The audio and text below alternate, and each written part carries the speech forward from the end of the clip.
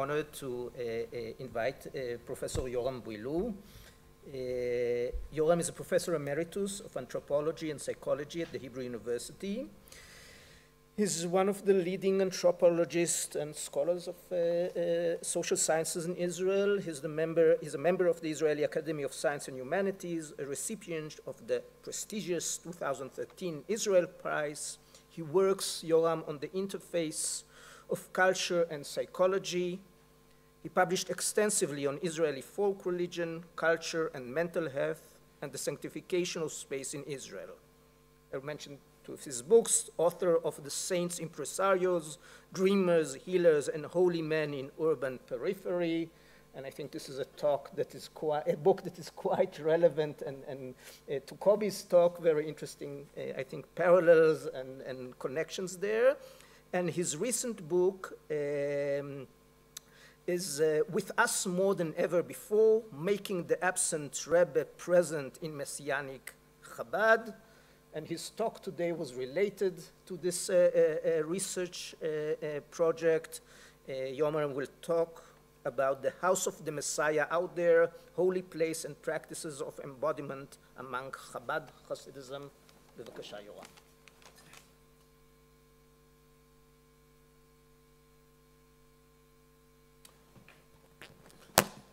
Thank you very much. I'm very pleased to be here. Chabad Lubavitch, one of the largest and prominent Hasidic sects in the Jewish world, is not a new religious movement in the strict sense.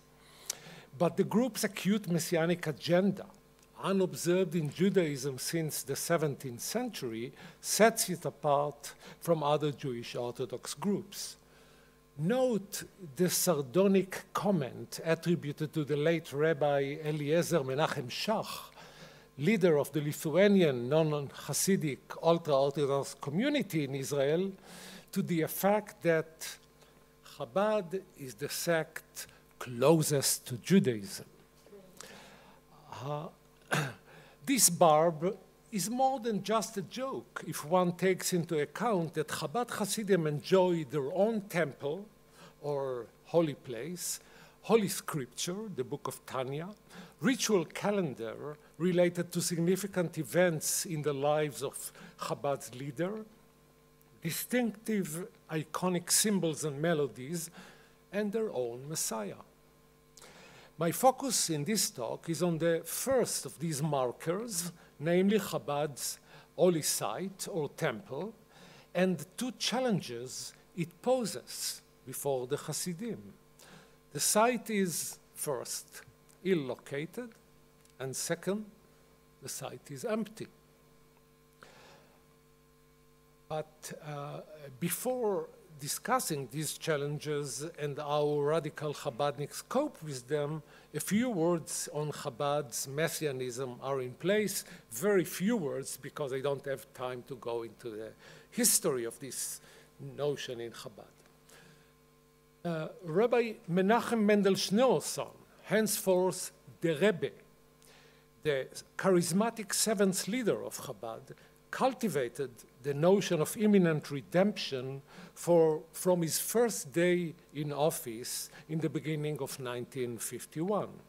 While the Rebbe did not refer, at least not explicitly, to himself as the designated Messiah, in the late 1980s and the early 1990s, most of the Hasidim came to the conclusion that he had to be the chosen one.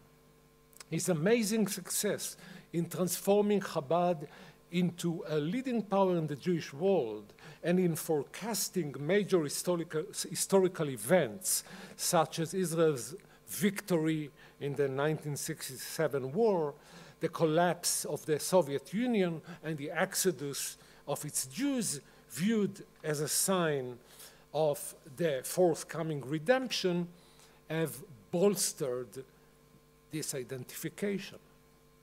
This conviction has not been shattered by the childless Rebbe after the childless Rebbe passed away on July 12, 1994. Chabad is as salient and popular as ever, despite the apparent oxymoron of a Hasidic community without a tzaddik. And this really, it reads the Hebrew words coming back soon, and this really captures the tension of being in a messianic time. So Chabad is as popular as ever, as I said, but the headless movement has been seized by a growing friction between mainstream and radical Chabadniks. Most Hasidim, the mainstream, have acquiesced with the Rebbe's death, while still hoping for his resurrection as the Messiah. My focus here, however, is on the significant minority of Meshichistim, or Meshichists, radical Messianists, who flatly deny the Rebbe's demise, claiming that he continues to live, invisible but intact, in 770, as they dub it, the movement's epicenter, located at 770 Eastern Parkway, Crown Heights, Brooklyn. Built in the 1930s in a typical Gothic revival style, 770 is the movement's beating heart, the location of its international headquarters, and above all, the Rebbe's house. He moved in at the end of the 1980s after the death of his wife, and over the years it became one of Chabad's core symbols, a kind of a metonymy of the Rebbe. The Meshichists control the central public spaces in the building where prayer services and convocations are being held. As the Meshichists' designated shrine, 770 poses a twofold challenge. The first challenge refers to the shrine's problematic location far away from the Holy Land, in a profane neighborhood dominated today by Afro-Americans and Hispanics. At first glance, this diasporic peripheral location might appear as a pseudo-problem. Even though the classic Jewish model of holiness, of holy place, in fact, is primarily centripetal and concentric. It proceeds from the mundane world to the Holy Land, then to the Holy City in its midst, then to the Holy Temple within the city, and ultimately to the Holy of Holies, the inner sanctum grasped as axis mundi and the navel of earth. But this idealized scheme, clearly resonating with Mircea Eliade's notion of holy place, and probably one of its sources, was too static to prevail over the shifting geopolitical and socio-cultural circumstances and to the ensuing dynamic realities, religious realities, most significantly of which the destruction of the temple and the exiles that followed. For hundreds of years, Jewish communities in the diaspora cultivated holy places of their own, primarily sanctuaries of tzaddikim, holy men, within their territorial bounds, viewing them as alternate centers which reflected and at the same time strengthened their growing sense of rootedness in their place of living.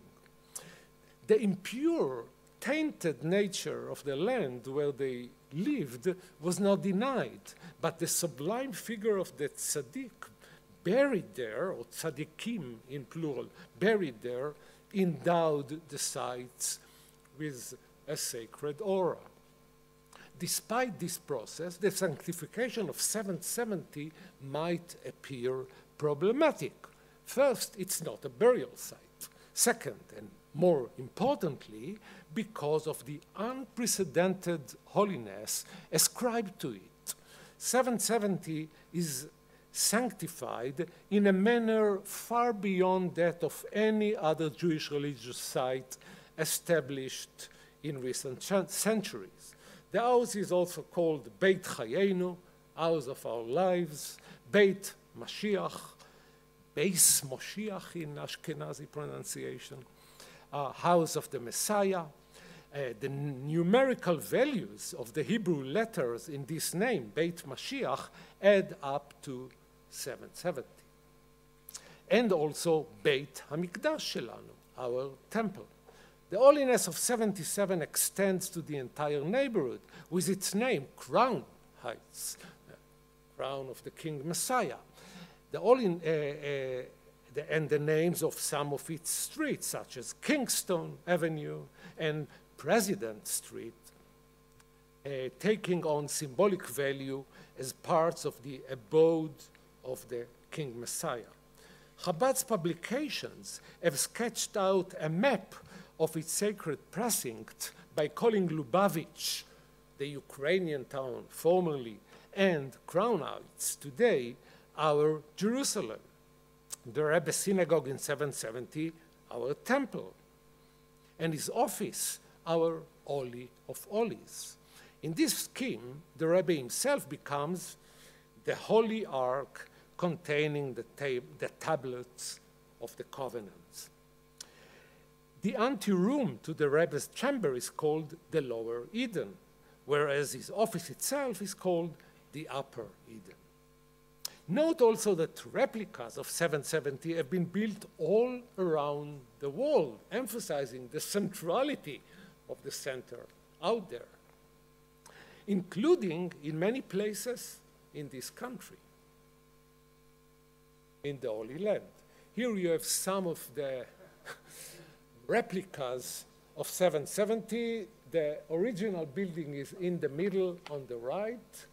The upper one is the one built in Kfar Chabad in the 80s, the only one built during the Rebbe's lifetime, in the hope that he will come and stay there during his visit to the Holy Land, reasons which he declined for obvious reasons.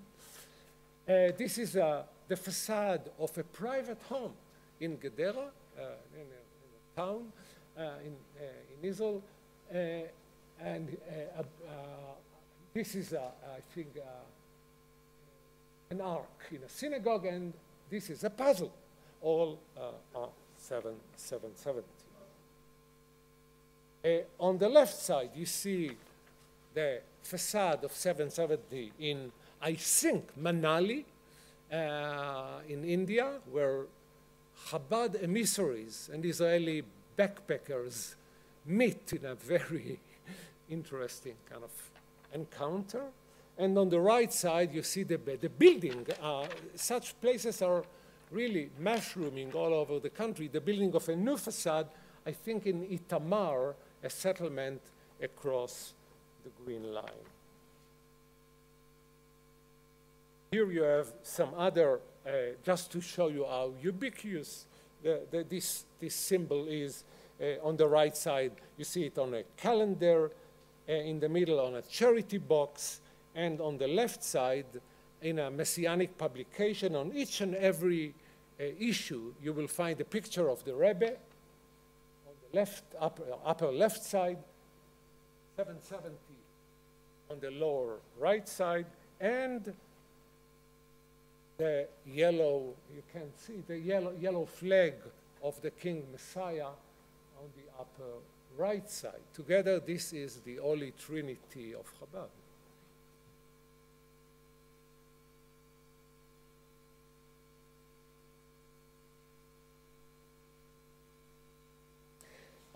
The booklet Surat Habayit, Form of the Home or Temple, issued in the same format as collections of the Rebbe's Holy Ark, is a regular part of the curriculum at Meshichistic yeshivot.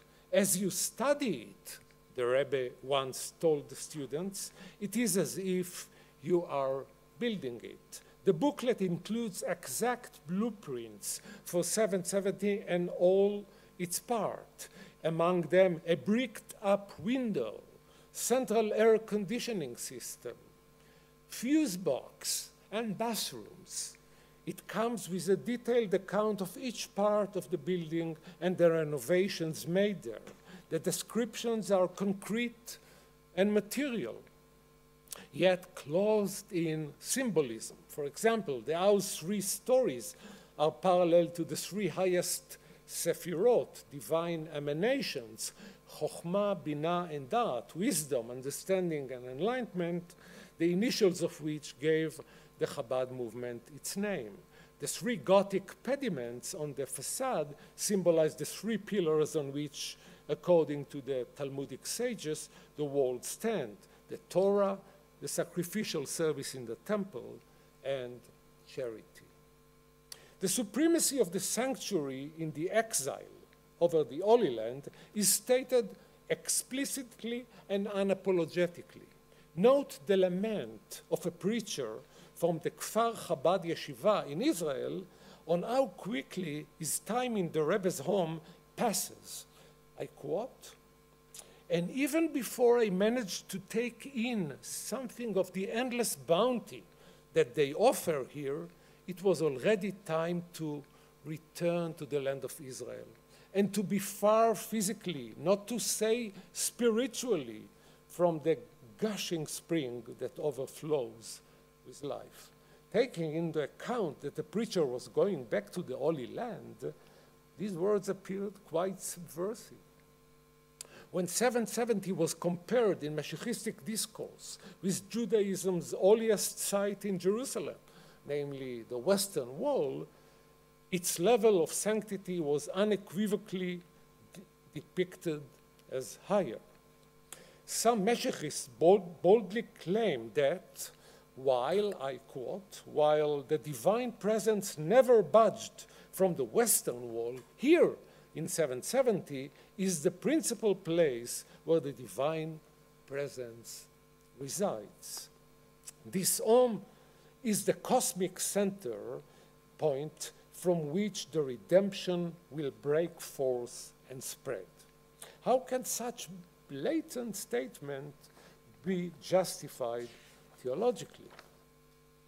I would like to argue that the ascendancy of the exilic shrine over Judaism cherished Leer de Memoir in the Holy Land is reconciled by the redemptive vision, the messianic art script that the Rebbe promoted with zeal and supremacy and urgency. He declared that the third temple would descend from heaven as a completed edifice, and that it would first be revealed at 770. After the temple is revealed, 770 will not lose any of its glory, and I quote the Rebbe, as it will then become attached and adhere and unite entirely with the third temple.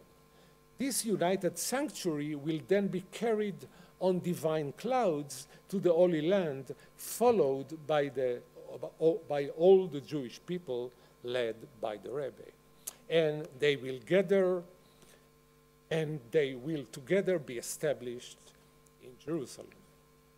What this means is that already now, when Hasidim visit 770, they are in a place that is a principal part, I quote from a Hasidic discourse or publication, it's a principal part of the third temple. Moreover, since we are already at the threshold of redemption, in just a little while, the classic order of sanctity, concentric rather than eccentric, will be restored with the landing of the third temple, with 770 as an annex in Jerusalem. The center out there, in Victor Turner's terms, will become the Eliadan cosmic epicenter again. The second challenge put before the Mashiachistim concerns the discord regarding the ontological status of the Rebbe. Chabad has in fact another shrine in the United States, aside from 770, the Rebbe's grave in the old Montefiore Cemetery in Queens. This shrine attracts many visitors too, and is buzzing with varied ritual activities. But avowed Mashiachists, on whom I focus here, avoid the grave, referring to the sanctuary as mere, as they call it, illusion. They cling to 770, claiming that the Rebbe is residing there in body and soul. However, they too have to admit that since June 12, 1994, the Rebbe became invisible. The following response of a visitor to 770 is very typical. I was bothered, he said, by the thought of how to cope with this completely incomprehensible reality. To be in 770 when physical eyes cannot see what they so much want to see. How then do the Mashiachists cope with the issue of the Rebbe's occlusion, as they call it? They do so by developing an elaborate set of signs and practices that enable them to make the absent Rebbe present, or in their own parlance, to be with the Rebbe. The messianic ecology that these signs and practices engender is quite flexible and can be installed anywhere. But there is no locus where the Rebbe's presence is more strongly felt than 770. Since the components of the messianic ecology are most salient there. These components I called icons, traces, and practices of embodiment. Let me elaborate. Icons refers to the Rebbe's picture, widely circulated in public and private spaces, and to video clippings of gatherings with him. The videos are, in particular, can produce a sense of real presence, not only by their stronger liveliness, so to speak, in comparison with still pictures, but also by the spatial and temporal equivalence that exists many times between shooting the video and its screening. This equivalence is particularly evident again in 770. Thus, as a rule, a video screened at 770 on Simchat Torah at the end of the Sukkot festival was taken originally at a gathering with the Rebbe conducted in the same place and the same time. Chabad's messianic ecology is also replete with concrete traces of the Rebbe, indexical or metonymical signs associated with him through spatial or temporal proximity or contiguity. Examples are the Rebbe's house, his red armchair, his Torah scroll, the dollars for charity he used to distribute on Sundays, the water in which he immersed himself in his mikveh, ritual bath, and the tabernacle sukkah built for him for the Sukkot festival, and many other kind of items. The Hasidim are meticulous about keeping the Rebbe's paraphernalia and possessions intact and seek to make them more accessible and widely dispersed. When practices of embodiment are added to the icons and traces, the Rebbe's presence in 770 becomes all the more salient. To convey the conviction that the Rebbe is still amidst the community, the structured daily routine that dominated the site until 1994 has been meticulously preserved.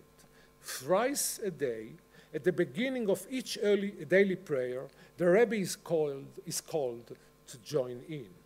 Ready to accept the King Messiah, the congregants gaze at the stairs descending from the Rebbe's office and then split to create a clear path, a shvil in Hebrew, in their midst so that the Rebbe can reach the podium.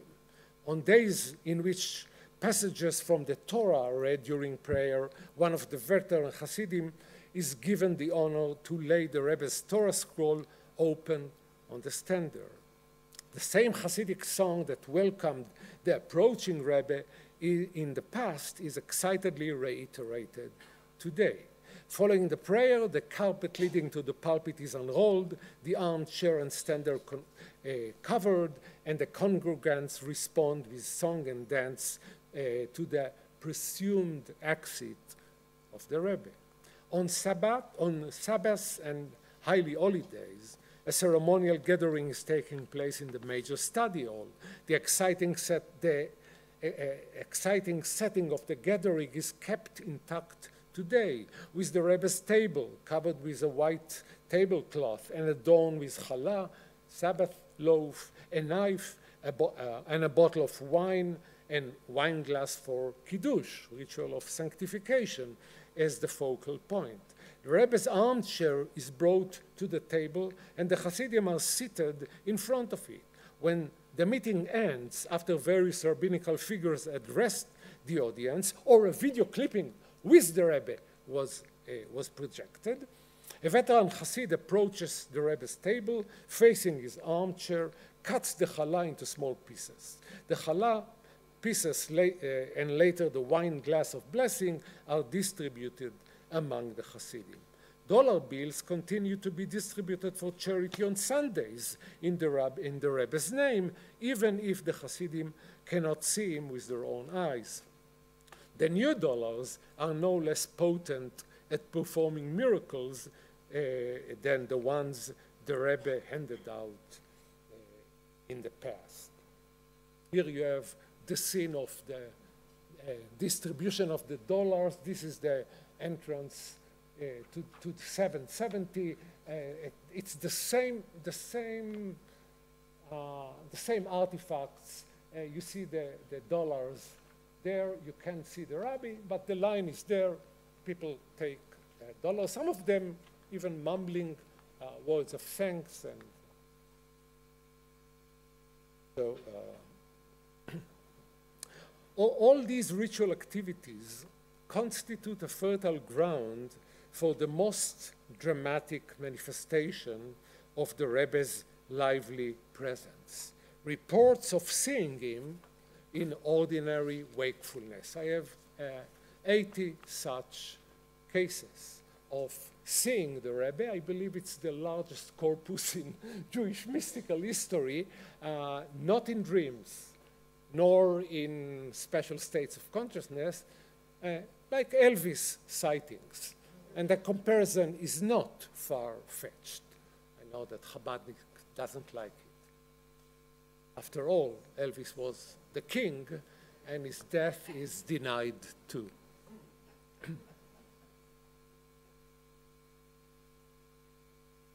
It shouldn't come. Did I overemphasize it? It shouldn't come, it was tongue-in-cheek. It shouldn't come as a surprise that the site where most of these apparitions are experienced is 770, and that they occur in times where the Rebbe's active participation is most strongly expected. Here you can see a child, a boy from Jerusalem, who visited 770. This is before digital technology. So when the film was processed, an old Hasid emerged, ostensibly emerged. The parents say that there was no one aside from the child, and a lively debate started to kind of unfold in Chabad whether this is the Rebbe or not. Well, but I think that what we should be impressed more by I think what is more impressive here is that the whole stage, the whole paraphernalia are exactly as it was before. This is the carpet, you see the red chair, you see the podium of the Rebbe. It's like a puzzle where the main item is missing, admittedly, but everything else is intact. Thus, people reported seeing the Rebbe in the path, Shvil, in the synagogue on his way to the podium for prayer, during Hasidic gatherings in which he was spotted encouraging the excited chanting and dancing, and while waiting in line for receiving from him a dollar bill. Let me show you some pictures in succession which show the Rebbe during his lifetime in typical gestures in 770. But the quotations are taken from people seeing him today. And the similarity, the resemblance between these pictures and the testimonies is quite striking. He stood on the stage, clapping his hand and encouraging the audience. Another picture, another testimony. He looked at me with his piercing eye and raised his hand. Then the Rebbe, may he live forever. This is, you don't say it for a dead person, only for a living person.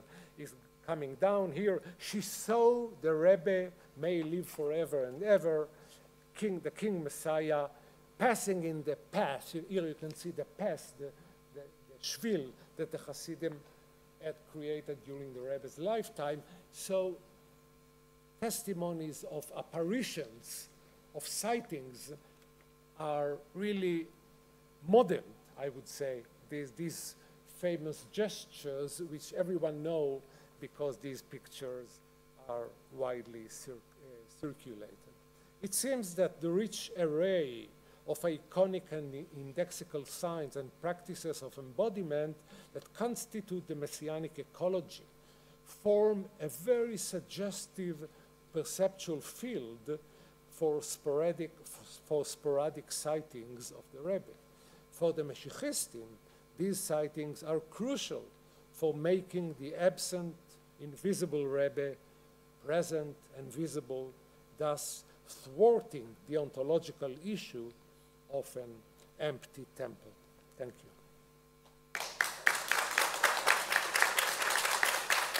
Thank you very much, Yoram, and we have time for questions or comments.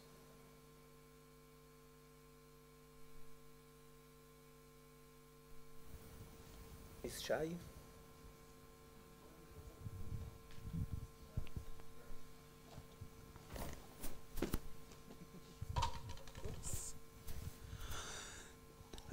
Thank you. I have a question, more a remark for Yoram based on my personal experience. I have a cousin who Chazar B'Tshuva and became a Chabad Hasid. And in 2014, I was in a conference in the US, and he was at the same time learning in the yeshiva there around 770. So I accompanied him for a Friday tefillah prayer over there, and I was really struck by the fact that, you know, you have the chair of the rabbi on the podium there next to the Aron HaKodesh. Yeah, I don't know if you showed it earlier.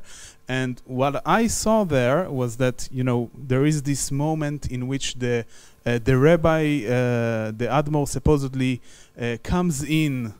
He's invisible, but he comes in to sit on his chair in the middle of the prayer.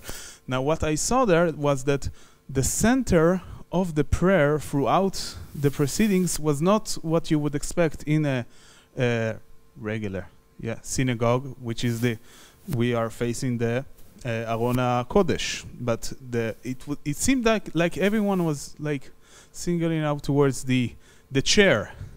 Is this something that usually happens because for me it was like an anthropological experience. It was like, whoa, what's happening here?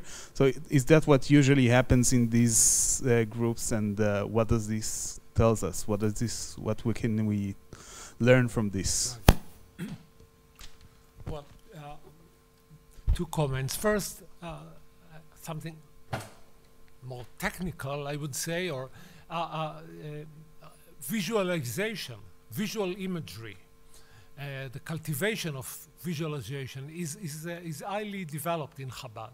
So, you know, many of the people you saw there, Shai, I believe, just closed their eyes and saw the Rebbe.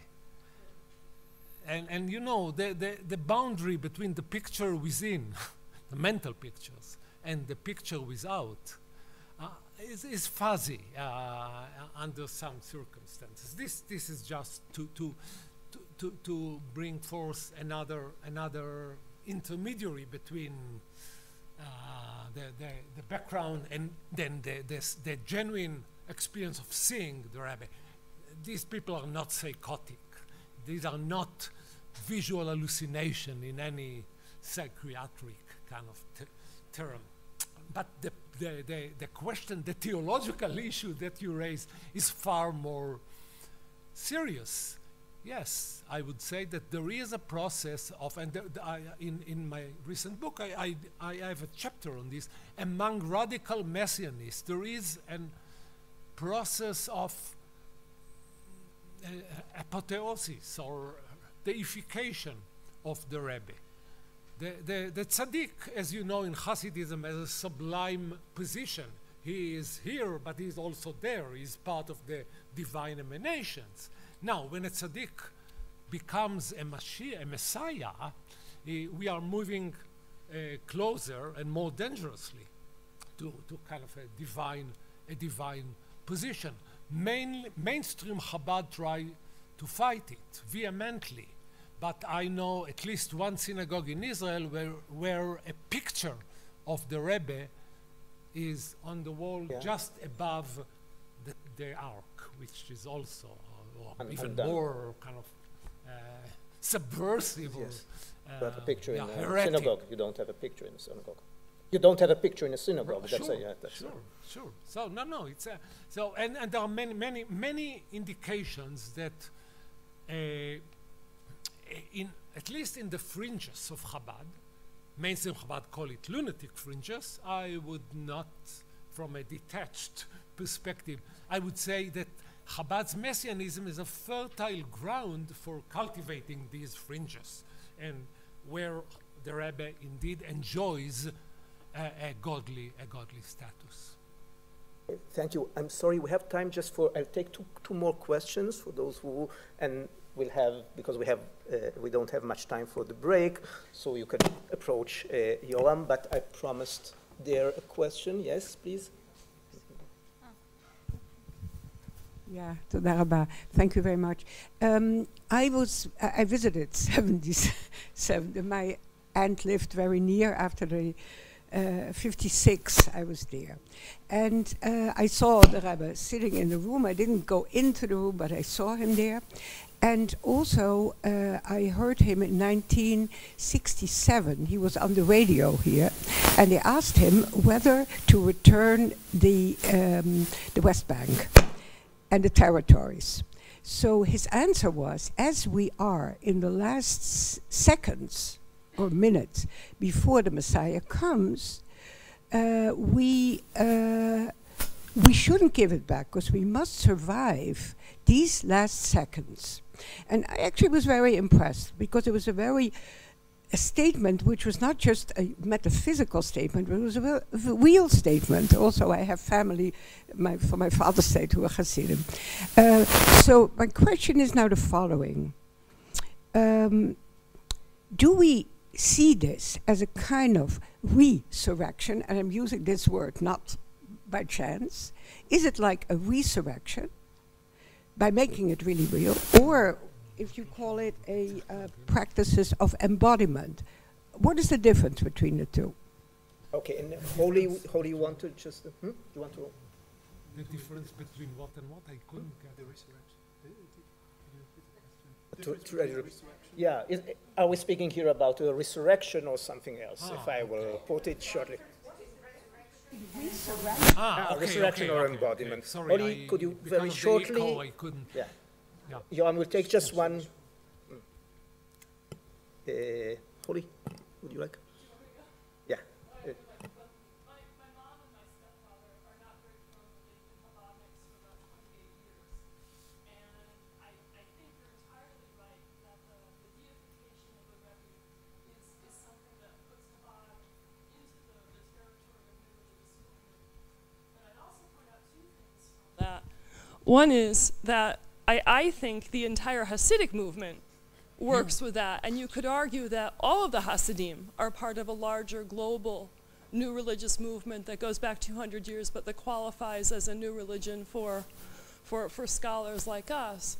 The other thing I'd comment is that, you know, Judaism with Lecha Dodi and with the cup of Elijah and Kadosh Kadosh, there are all sorts of moments where you respond in an embodied way to God, but I cannot think of a moment where you would actually transpose that type of devotion to a human. And in a sense, it's precisely these types of techniques that, or practices that mark the Messichist movement as doing that type of deification work. Thank you. Okay. Yoram, please.